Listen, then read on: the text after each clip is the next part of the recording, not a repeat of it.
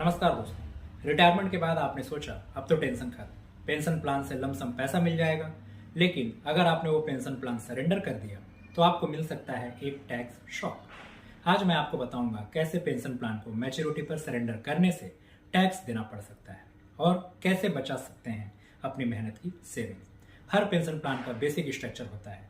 आप सालों साल प्रीमियम भरते हैं और मैच्योरिटी पर एक कॉर्पस बनता है।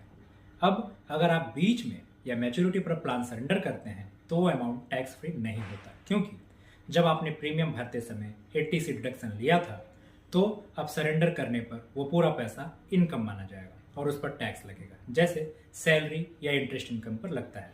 यानी अगर 10 लाख मैच्योरिटी मिलते हैं तो वो आपके टोटल इनकम में जुड़ जाएगा और स्लैब रेट के हिसाब से टैक्स देना पड़ेगा। अगर आपने प्लान वॉलंटरी सरेंडर किया तो पूरा अमाउंट टैक्सेबल होगा, लेकिन अगर आप एन्युटी चूज करते हैं यानी हर साल किस्तों में पेंशन लेते हैं तो टैक्स इम्पैक्ट धीरे धीरे आता है, लमसम शॉक नहीं। इसलिए एन्युटी ऑप्शन थोड़ा टैक्स फ्रेंडली रहता है। सबसे पहले अपने पेंशन प्लान के lock in and withdrawal clause को समझिए। अगर पॉसिबल हो तो प्लान को मैच्योरिटी तक चलने दीजिए। एन्युटी ऑप्शन चुनिए, इससे आपको स्टेडी इनकम भी मिलेगी और लमसम टैक्स बर्डन भी नहीं आएगा। अगर आप एनपीएस या इंश्योरेंस पेंशन प्लान में हैं तो पार्शियल विड्रॉल रूल्स जरूर देखिए। हर प्रोडक्ट अलग टैक्स ट्रीटमेंट रखता है। रिटायरमेंट प्लानिंग का मतलब सिर्फ सेविंग्स नहीं बल्कि टैक्स स्मार्ट विड्रॉल स्ट्रेटेजी बनाना भी है। तो याद रखिए, पेंशन सरेंडर करने से पहले टैक्स कैलकुलेटर जरूर खोलिए, वरना पेंशन का पैसा भी टैक्स मैन ले जाएगा।